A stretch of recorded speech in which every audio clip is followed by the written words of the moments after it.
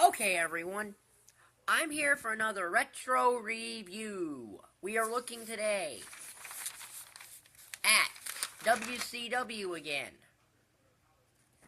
And WCW Bash at the Beach 1997, which took place on July the 13th, 1997, from the Ocean Center in Daytona Beach, Florida. 9 matches on this card. 5 of them are tag matches. Boy, Teddy Long would love this show. Wouldn't he? So we open with Glacier and Ernest Miller versus Mortis and Raph with James Vandenberg. 1.5 star match, nothing special. Mortis kicks Glacier with a foot that's loaded with a chain, gets the win. Nothing real special, 1.5 stars. So then we get the WCW Cruiserweight Championship match. Chris Jericho versus the Ultimate Dragon. Solid match, 3 stars. Jericho had just won the Cruiserweight title. He had defeated 6. So this is his first title defense against the Ultimate Dragon here. It's a back and forth match, you know, a lot of back and forth Cruiserweight action with other traditional Cruiserweight spots. And Jericho gets the win with a, I think he reverses a roll-up into something, and gets the win. So, 3 stars. So then we get the Steiner brothers versus the Great Muta and Masahiro Chono representing NWO Japan. Well, that's kind of nice, since Bischoff got the idea for the NWO from New Japan. He decided to put some Japan guys in the NWO. So, this is a traditional formulaic tag match. It's a 2-star match but it has a really good finish, and that is Masa Chono has the referee distracted, and Rick Steiner has Muta up like they're going to do the Steiner Bulldog, but then Scott, instead of doing the Bulldog, does the DDT off of that, and that gets the Steiners the win. You know, it's a traditional Steiner match in a way, but it's a 2-star match. So then we get a 6-man Lucha Libre tag match. Juventud, Guerrera, Hector, Garza, and Lizmark Jr. taking on Psychosis, Parka, and Vilano 4. Being that this is a Lucha Libre tag, you don't need to tag in and out of the ring.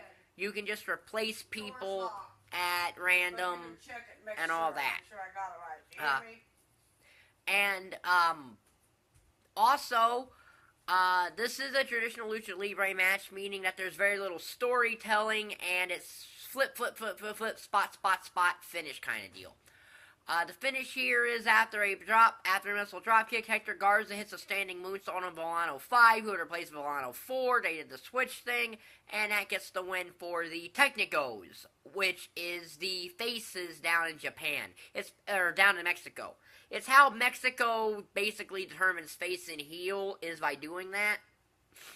Kind of like the Ring of Honor code system in a way. I guess that's how you determine face and heels down there, but...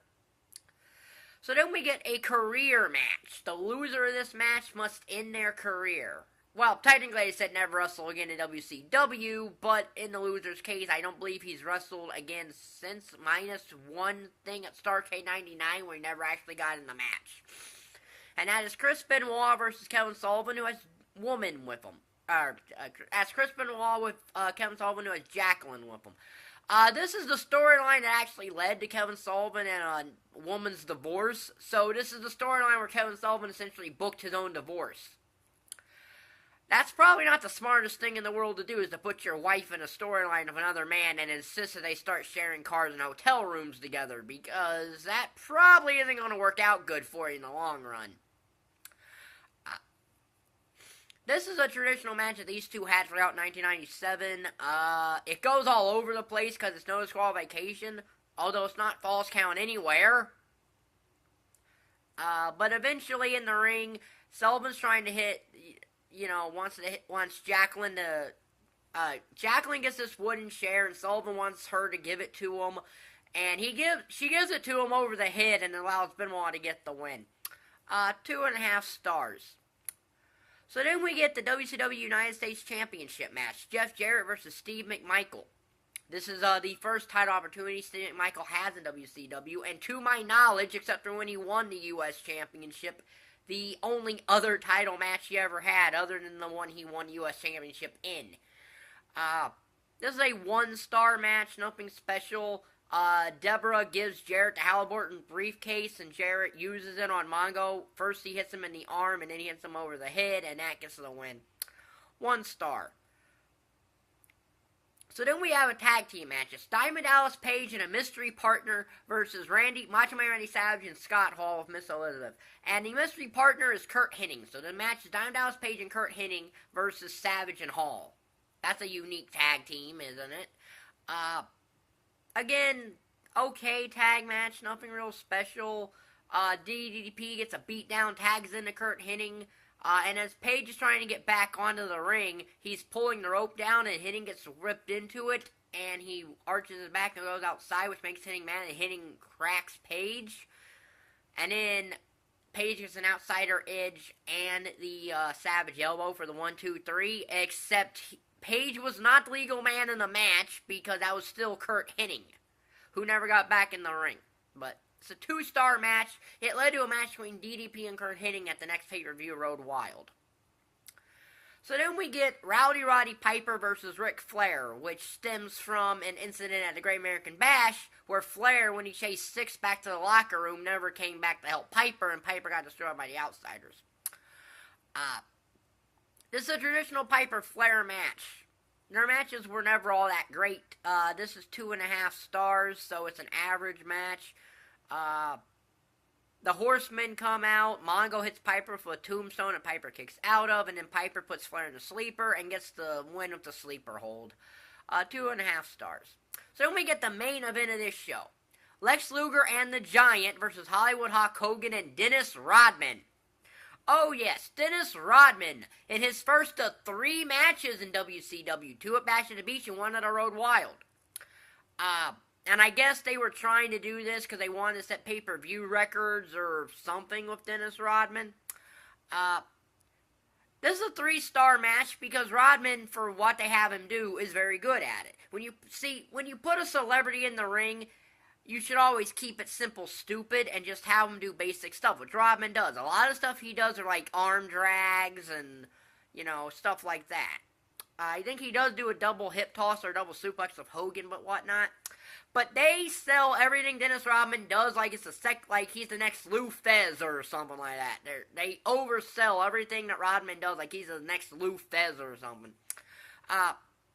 Eventually, Sting comes out, even though he's 7 feet tall and steps over the top rope, and they still think it's Sting because he's wearing a Sting mask.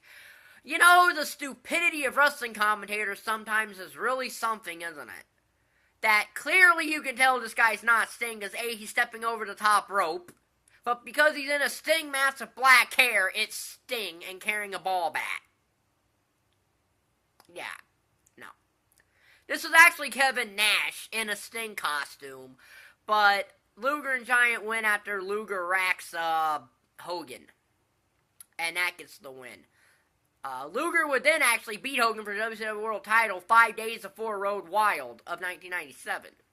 So 3 stars. So out of 45 total stars, this show gets a 19.5. So that's a very high C-. Very close to C, but a very high C-. In fact, this is just a show of a lot of average wrestling, with the exception of a couple really solid matches. It's really just an average show from WCW. At the height of what was arguably their best time. Their best time was from 96, when the NWO came in, through all of 97. This is one of their downer shows. This will be my retro wrestling review playlist. If you like the video, like button's down there, subscribe button's down there, and thank you for watching. Bye.